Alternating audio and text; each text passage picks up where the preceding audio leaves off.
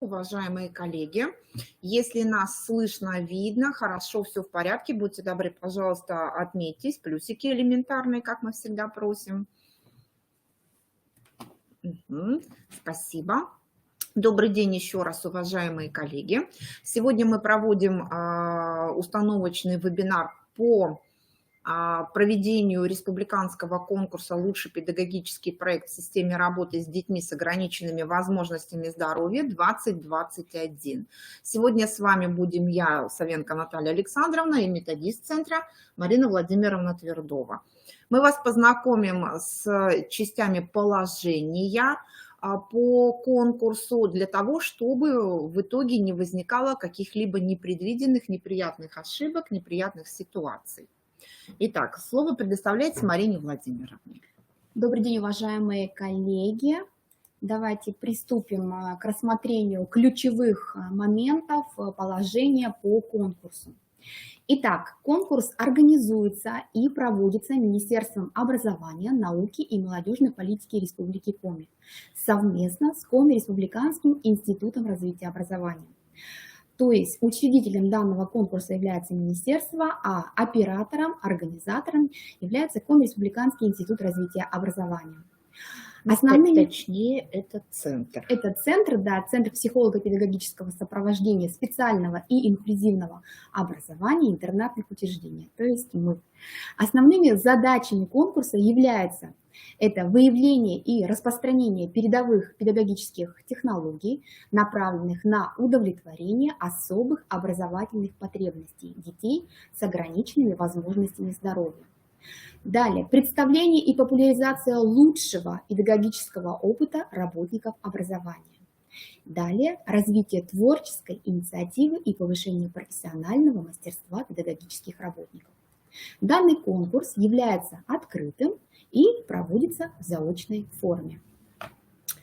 Что такое заочная форма? То есть мы все прекрасно понимаем, что заочная форма – это формат принятый, общепринятый, когда вы присылаете подготовленные вами материалы в адрес организатора конкурсного мероприятия. Все материалы, которые вы присылаете, будут рассматриваться на комиссии, ну и так далее, о чем мы чуть попозже поговорим. На конкурс можете присылать любые свои начинания интересные. И сейчас я вас немножечко познакомлю с номинациями конкурса. Это лучший педагогический проект в системе работы с детьми с УВЗ в образовательной организации. Сюда входят в данную номинацию это дошкольные учреждения, школы. Понятное дело, что все-таки будем, когда рассматривать какие-то ваши присланные материалы, будет все-таки учитываться, да, та ступень образовательной организации, которая подалась на данную номинацию. Следующий – это педагогический проект в системе дополнительного образования.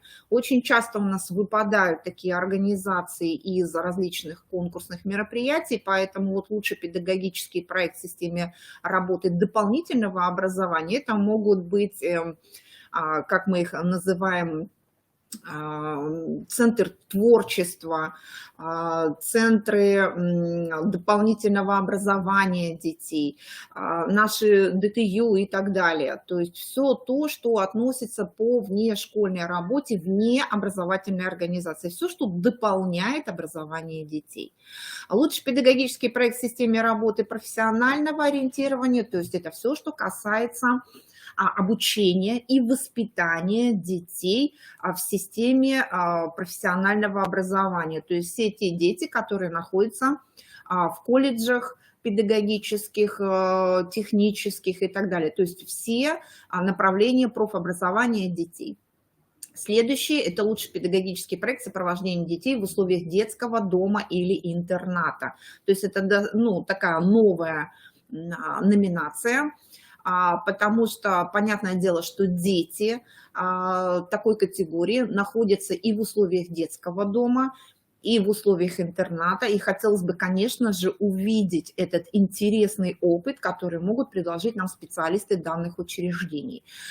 Следующая – это организация, тоже новая система, новая номинация «Лучший педагогический проект тьюторского сопровождения обучающихся в образовательной организации».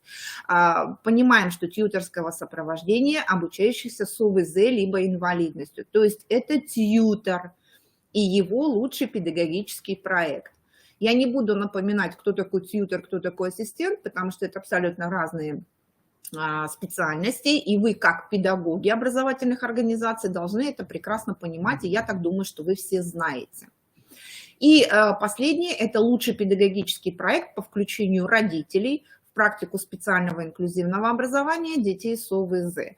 Понятное дело, что без родителей, без их включения в любую образовательную систему продвижения, развития и образования детей быть не может. Поэтому это тоже очень важная номинация. И, пожалуйста, относитесь к этому более тщательно, к подбору каких-то направлений работы и так далее.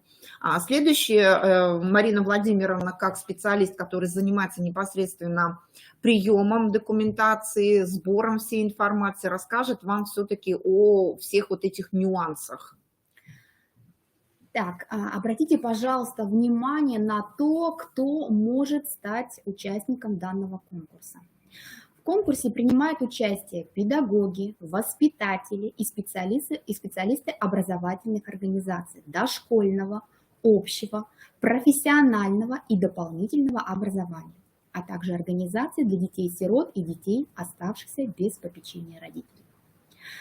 Говоря о численном составе участников конкурса, можно сказать следующее. Участниками конкурса могут стать 1 участник от образовательной организации, 2-3 участника от образовательной организации, а также коллективы педагогов. Коллективом считается в данном случае группа, состоящая более чем из 3 педагогов, но не более 5 человек. Очень тоже важное дополнение, что каждый участник, а также коллектив конкурса имеет право стать конкурсантом лишь в одной из номинаций конкурса. Убедительная просьба, когда вы присылаете свои проекты, правильно выбирать номинацию конкурса. Поскольку бывает так, что очень хороший проект, просто замечательный, а присылает не на ту номинацию. И в итоге жюри ставит незначительное количество баллов, поскольку тема данного проекта не раскрыта.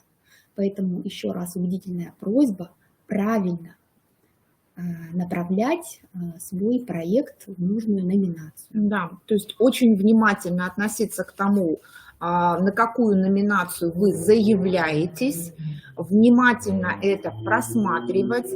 И сразу хочу сказать, что у нас есть техническая экспертиза, где эксперты начинают работать на самом начальном этапе, еще не просматривая сути представленных материалов, но в общих чертах отсматривая, что из себя представляет та или иная представленная разработка. То есть соответствует ли она именно конкретно названию и содержанию той или иной номинации, в которую вы заявились. Если вы, допустим, заявили педагогический проект в системе работы с детьми дошкольного образования, да, ну вот номинация у нас, где общее образование и все остальные организации, а у вас внутри работа с родителями, то понятное дело, что ваш педагогический проект рассматриваться уже, к сожалению, по всем параметрам не будет. Почему? Потому что он не прошел техническую экспертизу, он не соответствует той номинации, в которую вы заявились. Смотрите внимательно, отслеживайте, чтобы потом не возникало неприятных ситуаций. Еще правильно Марина Владимировна сказала, что очень внимательно нужно смотреть о том, что от одной организации участвует либо участник в какой-либо номинации, либо 2-3 участника в какой-либо номинации, либо коллектив до 5 человек. Почему? Объясню сразу. Первое. вы можете представить, допустим, по одному участнику в каждой номинации заявиться. Вы можете заявиться по коллективу в каждой номинации. Но нужно понимать, что это должны быть абсолютно разные люди. Один и тот же человек не может быть участником всех 5 номинаций. Так же, как и группа, состоящая из педагогов, не может быть участником всех номинаций.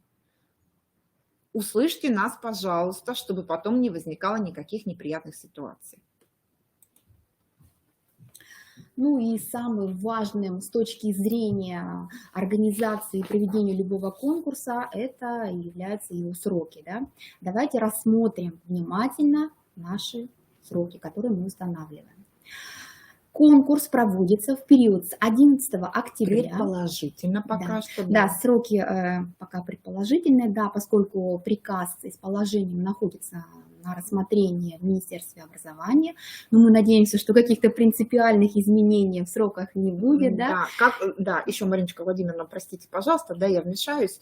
Это показано порядок организации проведения конкурса, то есть где точно вы должны увидеть итоговые цифры, числа, по которым будет проводиться мероприятие. У нас обозначено с 11 октября по 19 ноября, но поскольку наш документ сейчас находится на подписании в Министерстве образования, как только они его рассматривают, как только к нам приходит исходящий документ, тут же все вывешивается и происходит рассылка по всем образовательным организациям с уже утвержденными числами проведения и сроками, когда, что, зачем и почему. Поэтому будьте внимательны, обратите на это внимание. Да, ну а также будет приказ с положениями и всеми материалами будет размещен, опубликован на сайте Коми Республиканского института развития образования во вкладке «Деятельность. Конкурсы для педагогических работников». Там будет весь материал утвержденный размещен. Поэтому смотрим. Да? Значит, еще раз, конкурс проводится в период с 11 октября по 19 ноября. Прием и регистрация конкурсных материалов осуществляется в период с 11 октября по 24 октября. Проведение экспертизы конкурсных материалов с 25 октября по 12 ноября. Подведение итогов конкурса, формирование списка участников-победителей с 15 ноября по 19 ноября 2021 года. Заявка на конкурс и конкурсные материалы предоставляется в электронном виде. Для участия в конкурсе вам необходимо в срок до 24 октября заполнить заявку и прикрепить файл с конкурсным материалом по ссылке. Ссылка указана на слайде. Прикрепление конкурсных материалов осуществляется одновременно с заполнением формы заявки. То есть, когда будет готов ваш конкурсный материал, только в этом случае, да, когда он будет оформлен в соответствии с требованиями по содержанию и оформлению конкурсных работ, только в этом случае вы проходите по ссылке и заполняете заявку. Обращаем ваше внимание на корректное заполнение заявки. Если в заявке указано фамилия, имя, отчество полностью, просим вас убедительно, пишите, пожалуйста, полностью. Если указана организация, в которой вы работаете, в соответствии с уставом, значит, мы пишем организацию полностью. Не ГОРК с КАШИ, а Государственное общеобразовательное учреждение Республики Коми, специальная коррекционная школа и так далее. То есть обратите, пожалуйста, внимание на корректное заполнение вашей заявки, поскольку у нас всегда в этом конкурсе очень много работ, и если каждый будет неправильно оформлять заявку, то работа технической экспертизы и конкурсного жюри у нас, конечно, сроки будут просто, не знаю, когда мы закончим это все, да, и, конечно же, это будет влиять на оформление ваших наградных документов. Мы всегда, конечно, стараемся в соответствии со всеми правилами, да, все красиво сделать вам, да, но бывает так, что вот там очень много времени тратим на то, чтобы найти ваши данные. Приходится обращаться в вашу образовательную организацию, либо заменить вам самостоятельно, либо осуществлять поиск по сайтам. То есть вы представляете, да, если свыше 100, и если каждый будет вот так вот небрежно относиться к заполнению, то, соответственно, это все замедляет работу, нашу работу. Так, что еще хотелось бы сказать? И, конечно же, когда вы прикрепляете ваши материалы, смотрите, пожалуйста, чтобы доступ, да, к этой ссылке, к материалу был открыт, потому что тоже очень часто бывает, что доступ закрыт, и опять приходится звонить, писать, да, сообщать. Поэтому давайте постараемся уважать друг друга, да, уважать наши временные ресурсы, поскольку... Да, уважаемые коллеги, Марина Владимировна отметила очень важные компоненты. Почему? Потому что очень часто из-за того, что вы неправильно прикрепили свой материал, либо не дали доступ, у нас получается, что мы задерживаем сроки проведения конкурса и оценивания. За счет того, что мы вовремя не смогли открыть ваш материал, мы не смогли вовремя его перенаправить в экспертную комиссию. Мы не смогли вовремя дать возможность экспертам проверить вашу работу, оценить ее вовремя, качественно. Должны понимать прекрасно, коль вы все педагоги, что проведение экспертизы как бы экспертами, это не просто так посмотрел и забыл. Они смотрят очень тщательно. Некоторые работы, ну понятно, что все работы просматриваются не одним экспертом, и это нужно понимать. И если ваша ссылка закрыта, то, понятное дело, бывает из-за одного, из-за двух, из-за трех участников у нас продлевается на неделю за счет того, что у нас эксперты просто физически не смогли открыть вашу конкурсную работу. Поэтому обратите на это внимание. Это первое. И второе, в защиту Марины Владимировны, поскольку она является непосредственным исполнителем по распределению конкурсных материалов, во-первых. Во-вторых, потом она отслеживает и распределяет заполнение для участников, победителей документов наградных уже, то, извините, дорогие мои, если уж вы написали Са Мусенко, то вы будете Са Мусенко, а не Со Мусенко, как вы есть на самом деле. Мы ориентируемся на то, что вы самостоятельно нам представили. Поэтому, пожалуйста, вот в прошлом году у нас было, допустим, около 200 работ. Представьте себе, каждого вычленить, правильно ли у него заполнена фамилия, имя и отчество. После получения наградных материалов у нас начинают приходить и просить оформить этот материал. Мы не можем этого сделать, поскольку наградные документы выдаются в живом варианте за живой подписью министра и печатью министерства. Поэтому у нас нет возможности переделать наградные материалы. Услышьте нас, пожалуйста. Да, конечно, да. Когда мы на самом деле видим, что тут на самом деле допущена ошибка фамилии, конечно же, мы задаемся вопросом, да, так ли это, да, и мы, конечно же, начинаем искать по сайтам, либо звонить, да, поэтому это все, конечно же, замедляет работу нашу, да, и поэтому старайтесь, пожалуйста, когда вы заполнили, еще раз посмотрите, правильно ли все у вас.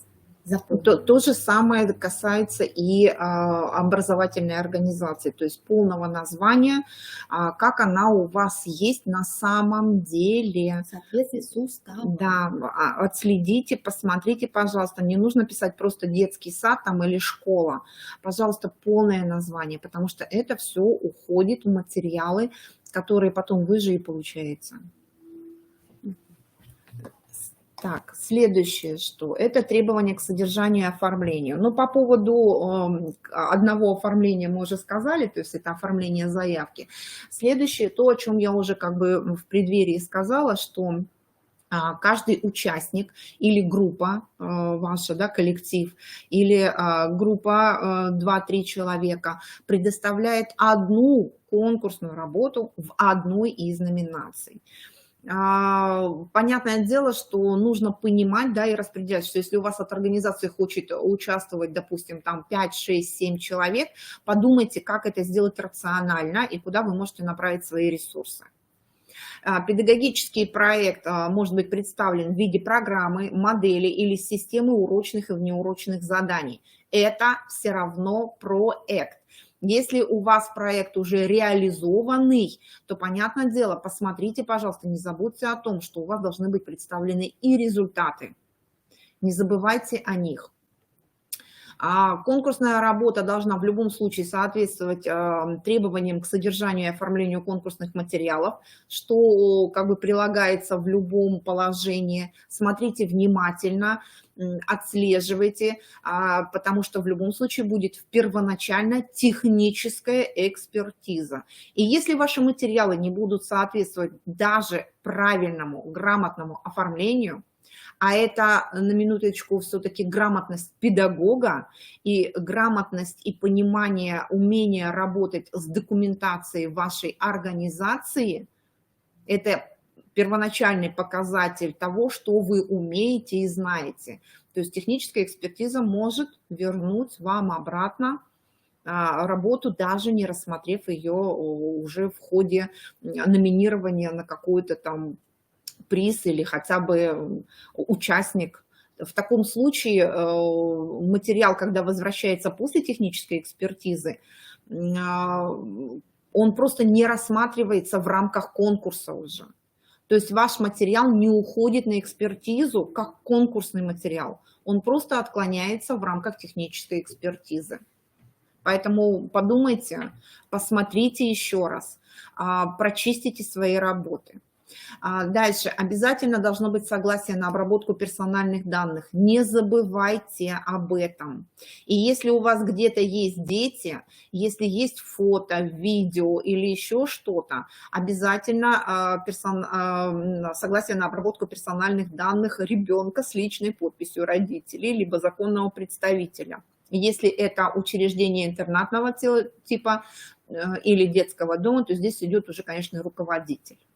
И опять же, да, перебью, все эти согласия также должны быть прикреплены одним файлом, да, к той заявке. Не по отдельности, а к заявке прикрепляем всю стопку конкурсных материалов. Не на электронную почту, а именно пройдя по ссылке, заполнив заявку. Здесь четко прописано, что это идет согласие на обработку персональных данных участника, ребенка, и, естественно, сама конкурсная работа, которая в соответствии полностью оформлена. Обратите, пожалуйста, на это внимание.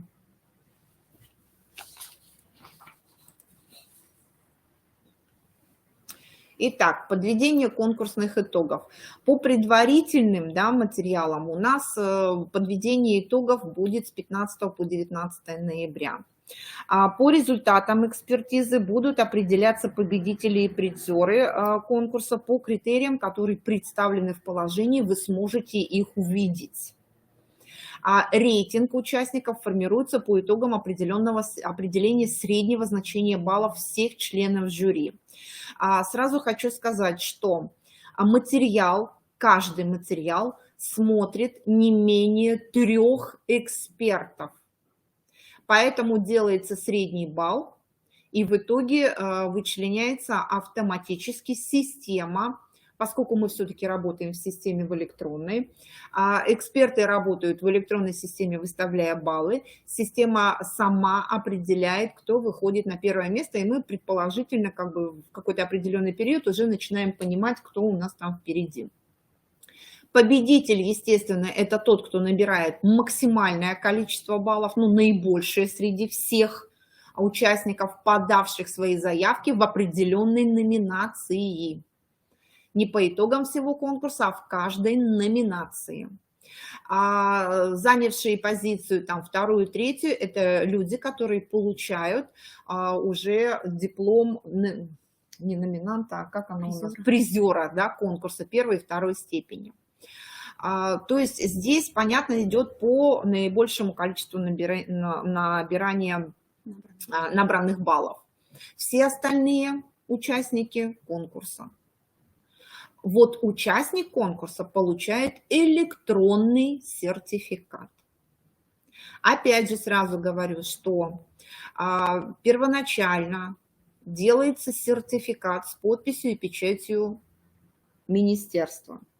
Потом туда вписываются участники, переводится в формат PDF и производится автоматическая рассылка на тот электронный адрес, который вы указываете при регистрации. Внимательно отслеживайте свою почту.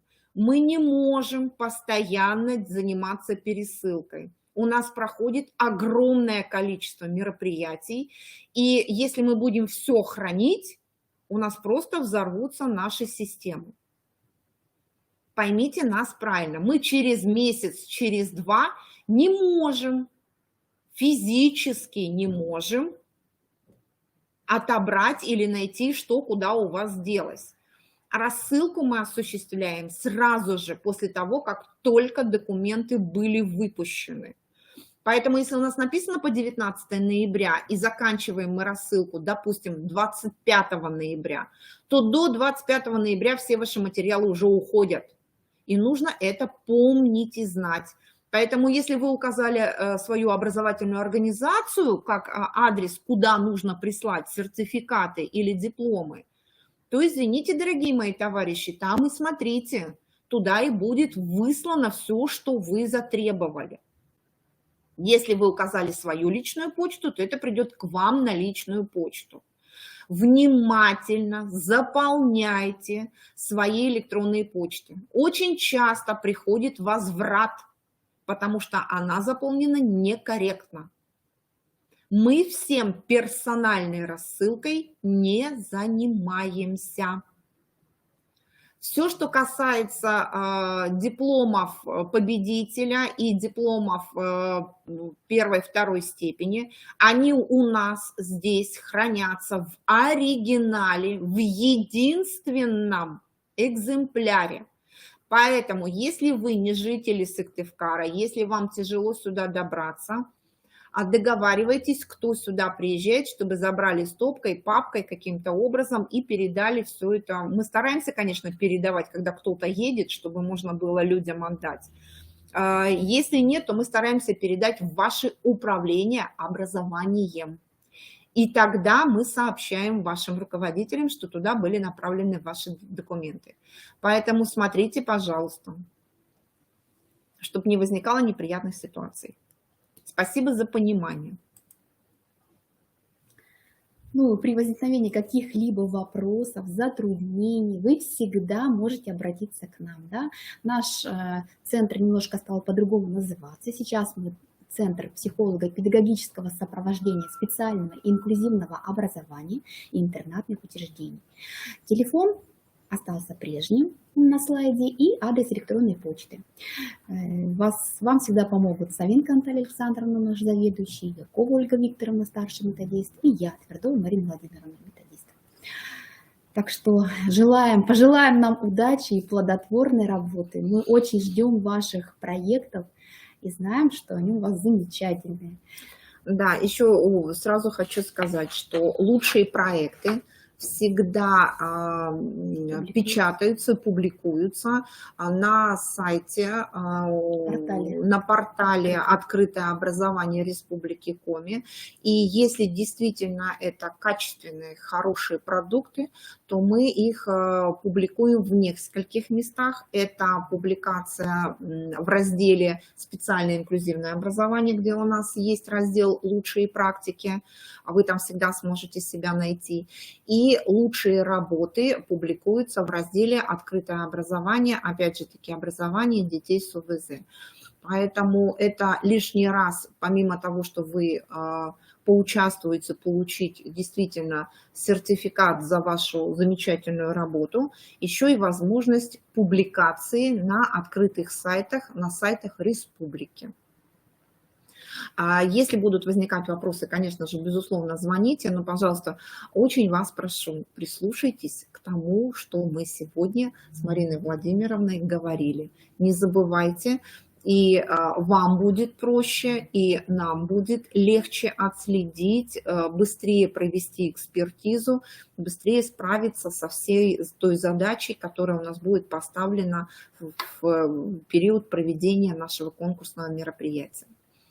Еще хочу сказать, что помимо этого конкурса в этом году у нас планируется проведение в ноябре-декабре специального конкурса для организации специального и коррекционного образования для педагогов, работающих персонализированно в этих образовательных организациях, который называется «Лучший педагог СКОУ». Этот конкурс у нас теперь будет проводиться только лишь раз в 2 года, поэтому прошу обратить на него внимание. Там тоже номинации достаточно интересные. Если здесь педагогический проект, то там представляется, конечно же, работа самого педагога. Лучший педагог, лучший воспитатель, лучший учитель и лучший тьютор. Поэтому можете заранее подумать об участии и в таком специализированном конкурсе тоже. А на этом мы заканчиваем с Мариной Владимировной. По всем вопросам телефончик мы оставим здесь, пожалуйста, звоните. Мы всегда поможем, всегда объясним в доступной форме, чтобы у вас все получилось, и у нас тоже. Если у вас есть вопросы, пишите их, пожалуйста, в чате. Спасибо большое всем.